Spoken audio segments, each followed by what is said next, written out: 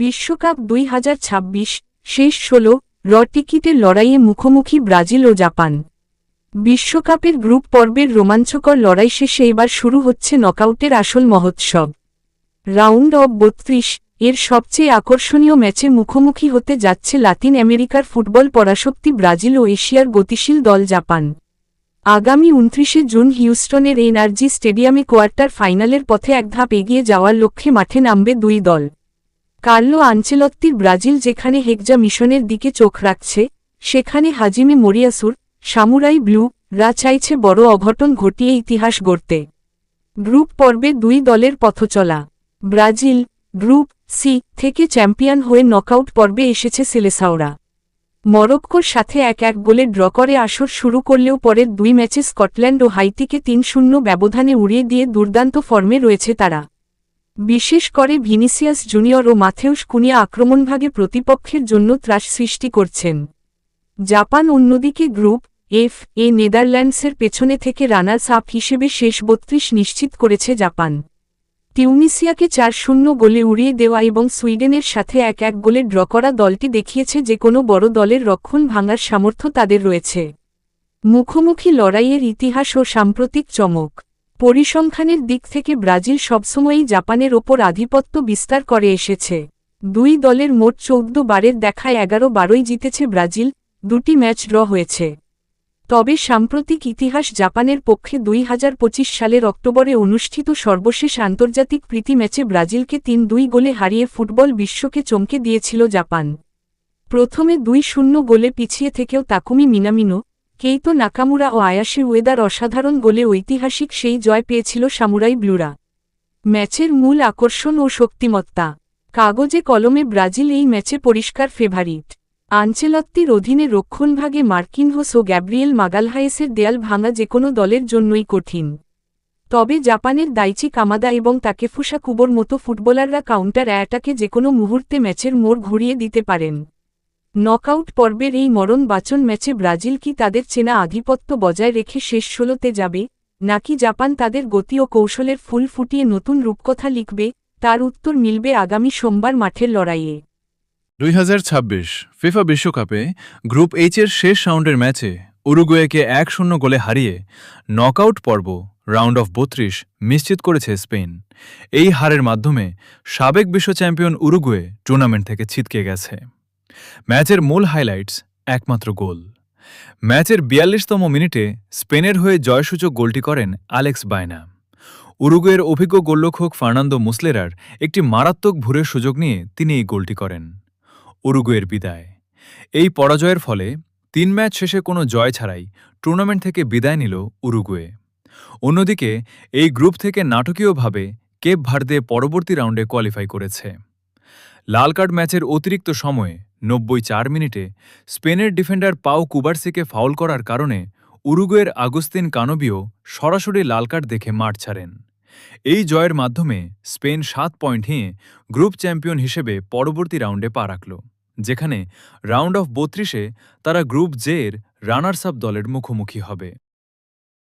জার্মানিকে 2-1 ব্যবধানে হারিয়ে এক অবিশ্বাস্য রূপকথা তৈরি করেছে ইকুয়েডর। নিউ জার্সির মেটলাইফ স্টেডিয়ামে অনুষ্ঠিত এই ম্যাচে পিছিয়ে পড়েও অসাধারণ এক জয় তুলে নেয় দক্ষিণ আমেরিকার দেশটি। এই জয়ের ফলে জার্মানির পাশাপাশি গ্রুপ ই থেকে সেরা তৃতীয় দল হিসেবে বিশ্বকাপের শেষ 32 নকআউট পর্ব নিশ্চিত করল ইকুয়েডর। ম্যাচের মূল ঘটনা প্রবাহ।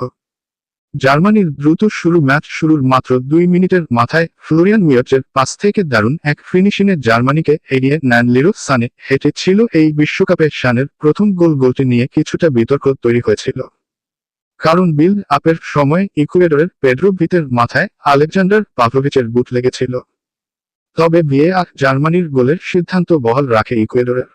সমতা গোল হজম করলেও মনোবল হারায়নি ইকুয়েডর। ম্যাচের 9 মিনিটে মাঝমাঠ থেকে বল কেড়ে নিয়ে দুর্দান্ত এক দূরপাল্লার শটে গোলরক্ষক ম্যানুয়েল নোয়ারকে পরাস্ত করেন সান্ডারল্যান্ডের উইঙ্গার নেলসন আঙ্গুলো। চলতি বিশ্বকাপে এটিই ছিল ইকুয়েডরের প্রথম গোল। ভিএআর ভার নাটক দ্বিতীয়ার্ধের শুরুতেই কাই হাভার্টস বক্সের ভেতর ফাউলের শিকার হলে রেফারি জার্মানির পক্ষে পেনাল্টির বাঁশি বাজান। তবে ভিএআর রিভিউতে দেখা যায় আক্রমণের শুরুতে লিরো সানে ইকুয়েডরের ভিতেকে ফাউল করেছিলেন। যার ফলে রেফারি পেনাল্টির সিদ্ধান্ত বাতিল করেন। জয়সূচক গোল ম্যাচের ৭৭ মিনিটে আসে সেই ঐতিহাসিক মুহূর্ত, একটি কর্নার কিক থেকে কেভিন রদ্রিগেজের হেড ফ্লিক করা বল দুর্দান্ত রিফ্লেক্সের জালে জড়িয়ে দেন গঞ্জালো প্লাতা। স্টেডিয়ামে উপস্থিত ৫৫,০০০ ইকুয়েডর ভক্ত উল্লাসে ফেটে পড়েন। গ্রুপ ই এর চূড়ান্ত সমীকরণ ইতিমধ্যে নকআউট নিশ্চিত করা জার্মানি এই হারের পরও গ্রুপ চ্যাম্পিয়ন হিসেবেই পরের রাউন্ডে যাচ্ছে। অন্যদিকে একই সময়ে অনুষ্ঠিত গ্রুপের অন্য ম্যাচে কুরাশাওকে ২-০ গোলে হারিয়ে রানার্স আপ হয়েছে আইভরি কোস্ট। ৪ পয়েন্ট নিয়ে তৃতীয় স্থানে থাকা ইকুয়েডর ইতিহাস গড়ে দ্বিতীয়বারের মতো বিশ্বকাপের নকআউট পর্বে পা রাখল। ম্যাচ পরবর্তী প্রতিক্রিয়া সেবাস্টিয়ান বেকাসিস, এটা আমার জন্য কি অর্থ বহন করে তা বড় কথা নয়, এটা দেশের সাধারণ মানুষের জন্য। খেলোয়াড়রাই তাদের এই যোগ্যতা এনে দিয়েছে সবাইকে, এই আনন্দ উদযাপন করতে দিন। জুলিয়ান নাগেলসম্যান, জার্মানি কোচ, আমাদের শিখতে হবে যে দ্রুত এগিয়ে যাওয়ার পর কিভাবে শান্ত থেকে ম্যাচ নিয়ন্ত্রণ করতে হয়। আজ আমাদের খেলায় পজিশন ধরে রাখার কোনো চেইন ছিল না, বড় বেশি ফ্রিস্টাইল ফুটবল হয়েছে। জিম্বাবুয়ে সিরিজের ওয়ানডে দল ঘোষণা, অধিনায়ক মিরাজ, ফিরলেন লিটন। আসন্ন জিম্বাবুয়ে সফরের ৩ ম্যাচের ওয়ানডে সিরিজের জন্য ১৫ সদস্যের দল ঘোষণা করেছে বাংলাদেশ ক্রিকেট বোর্ড বিসিবি।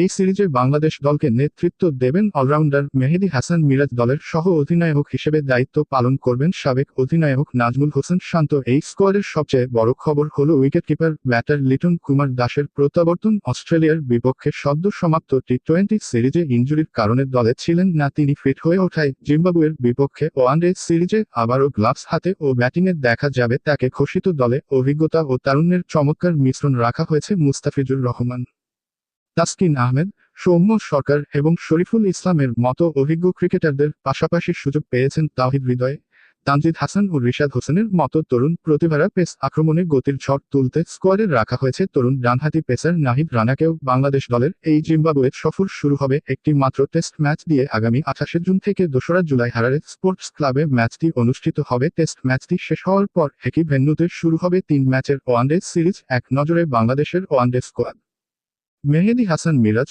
অধিনায়ক; নাজমুল হোসেন শান্ত, সহ অধিনায়ক; লিটন কুমার দাস, সৌম্য সরকার, মোহাম্মদ সাইফ হাসান, তানজিদ হাসান তামিম, তাওহিদ হৃদয়, মোসাদ্দেক হোসেন সৈকত, কাজী নুরুল হাসান সোহান, রিশাদ হোসেন, তানভীর ইসলাম, মুস্তাফিজুর রহমান, তাসকিন আহমেদ, শরীফুল ইসলাম ও Nahid Rana. My news sports.